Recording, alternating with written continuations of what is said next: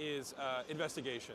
We have a really rich storyline with a lot of really interesting characters, and we use the investigation mechanic to really drive that story and let the player sort of discover it on their own. But on top of that, we have a really fun traversal system where we have you go from places to places and get to the crime scenes on your own.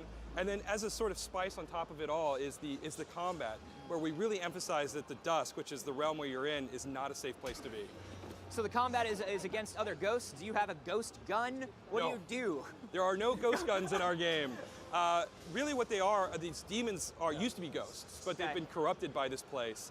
And now their only goal left is to devour other human souls. And they're really powerful, and if you try to confront them head on, they'll kill you. So you have to use all of your abilities and your deductive reasoning to build strategies to kill them when they aren't expecting it. Gotcha. So we're using some ghostly powers. We're seeing things like possession. We've seen things like this with like Ghost Trick, games like Geist. How are the powers in Murdered a little different than those? So, and that's one of the great things about ghost lore, is it's sort of universal and you get it immediately. We use possession a little bit differently. We don't let you directly control the player, because one of the things that we want the player to feel is, I need to think outside of the box. I need to go in a different direction with this. And so they aren't part of the living world anymore, and we really wanted to emphasize that fact. So when you possess people, you can look through their eyes, you can hear through their ears, but you don't usually have direct control of them. You can influence their thoughts a little bit, and you can malfunction some living world objects, but the goal is to force the player to think in a different direction to solve the cases. Gotcha. And what other kind of stuff are we going to be seeing in terms of abilities? Well, we show in this demo your ability to actually reveal memories that exist in the Dusk and gather information from those. You can actually teleport around in the environment, and we've got a ton of other abilities that we haven't shown yet. Gotcha. So lead me through kind of what's happening here. So right now, Ronan has finally made it back to his investigation. In the heat of the moment, he thinks maybe I missed something. So I need to get back here, find the missing pieces, if any, and then pick up the trail of my killer. And so what you've just seen here is an introduction to a few of the characters who will play a critical role in the game. But as he launches off in the investigation, the first thing you're going to see are the Dusk objects, these Dusk vestiges that exist in the world. The Dusk exists because of human suffering. Okay. So when someone dies or suffers some severe trauma, their imprint, the energy, leaves an imprint in the environment, which actually manifests as these sort of living world, these objects that now are in the Dusk. Okay. Ghosts exist in the same way, and their primary purpose is to solve their unfinished business. If they don't do that, then they become those demons that I was mentioning. Gotcha. So I would imagine being a detective in a ghost world full of ghost people, ghost problems to solve, you're probably helping a lot of them. Yes, you will see a lot of other ghosts in the game. There's a lot of optional content. If the player wants to, they can go, they can take on other cases, they can learn a little bit about the town, a little bit about the characters who inhabit the town, and it fills in some of the blanks about who Ronan is. Cool. So what are we about to do here in this investigation? What you're looking at right now is you're sort of getting a sense of what the crime scene is, what's going on here. You saw that text floating in the environment. Ronan doesn't have access to a notepad, so he can't write his information down. And so we use this visual to sort of represent his mind's eye.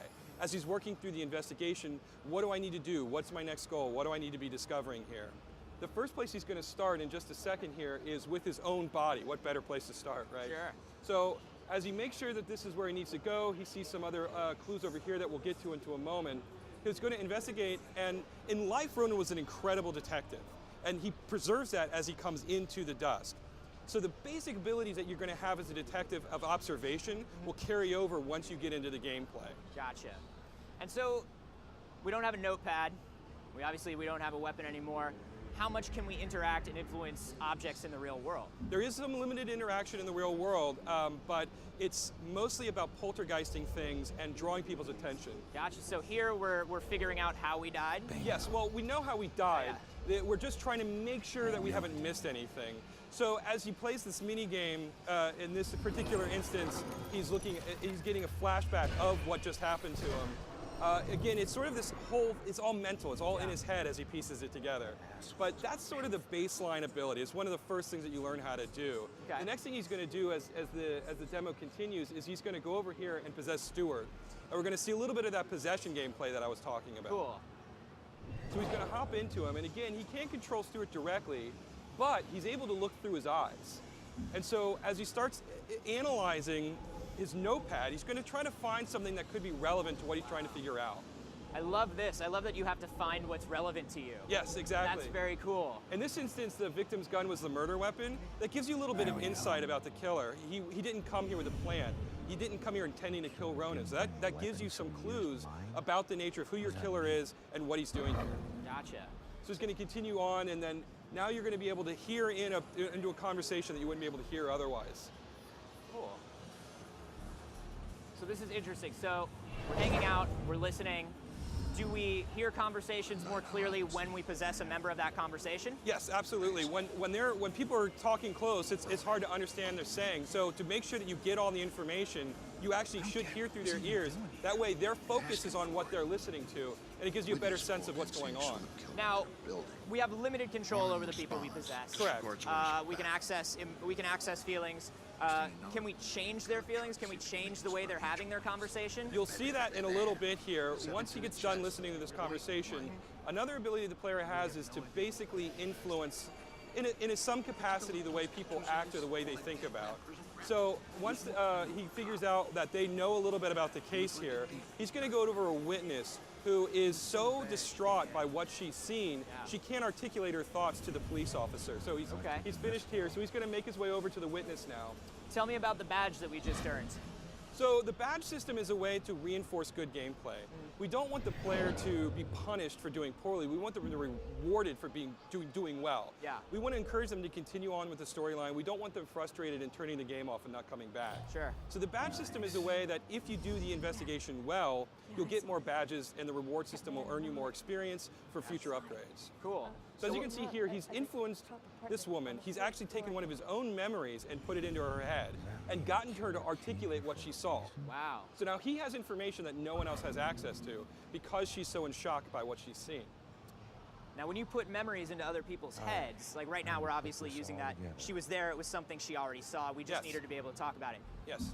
What are you going to be able to do to people's heads when you're putting other memories into them? So again, we don't want the player basically controlling and doing living world things. So it works in a limited capacity. Okay. People with free will have the resistance, they can resist it, but you can sort of direct them in little ways that you'll see as you play through the game. Cool. And so here we're obviously, this is all the relevant information that we found, the clues. Right, we're piecing it together now. So the first step was going, okay, let me make sure I know what the cops know, but let me think about what I know that the cops don't know, and that was the witness statement we were able to get.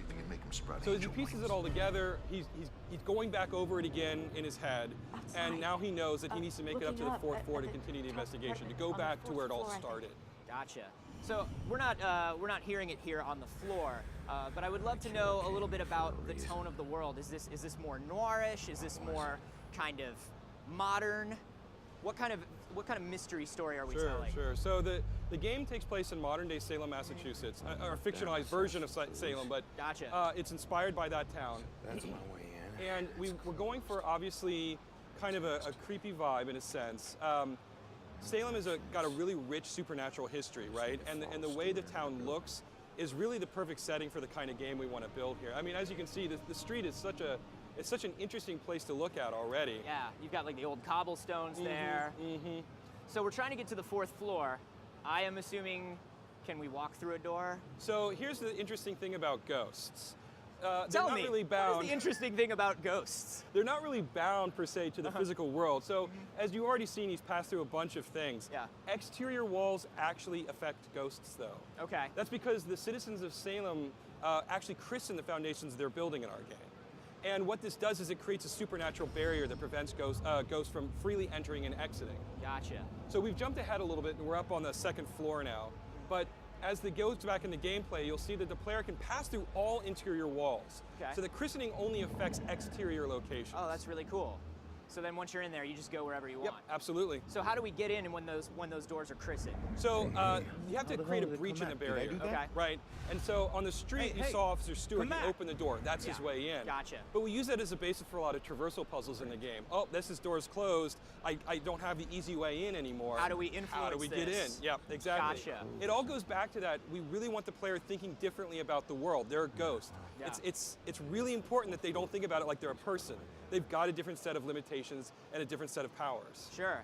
You know, one thing that we always think of when we think about ghosts in these kind of suspense stories is a certain amount of telekinesis, throwing things around.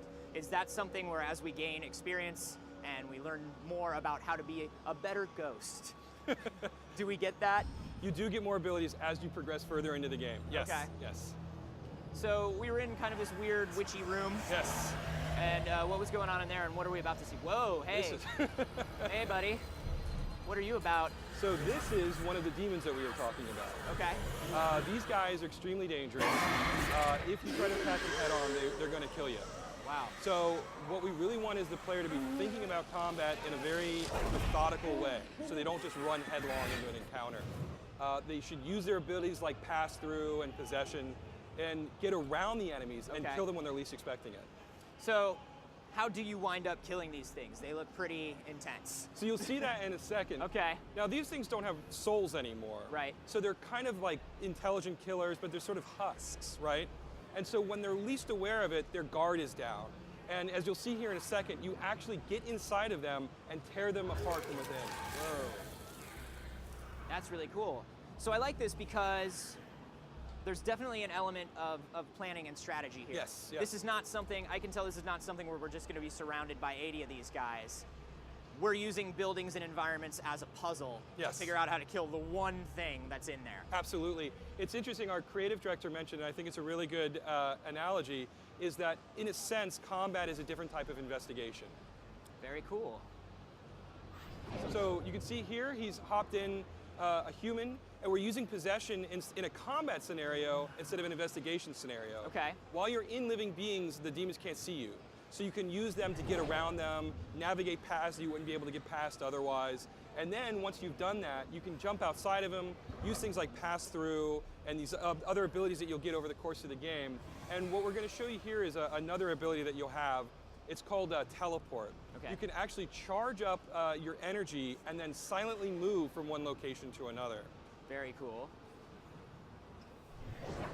Oh, so, okay, this is a different version of the demo, I'm sorry. You'll do teleport in just a second here. Okay. You can see that he's using hitchhike again to possess and kill, but as he makes his way through the environment, you'll use teleport here in just a second. I love his walk. There we go. Yeah, he's very confident. That's part of his character too. Ronan in life he grew up on the wrong side of the tracks. He was a thief. His parents were thieves, but he decided to go straight, and he became a cop with the Salem PD. And that life experience has defined who he is, and it actually affects how he investigates the cases he's involved in. Interesting.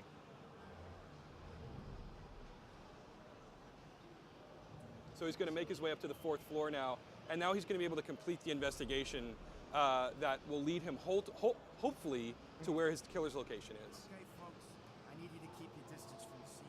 So we're solving problems for ghosts here.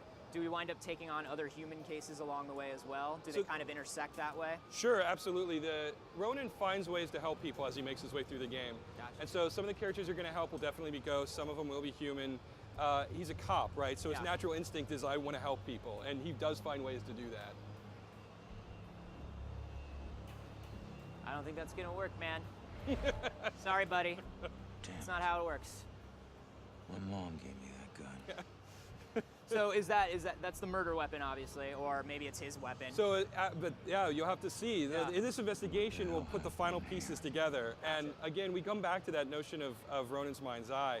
In this particular investigation, he's going to try to put the order of the events together. He's going to try to find the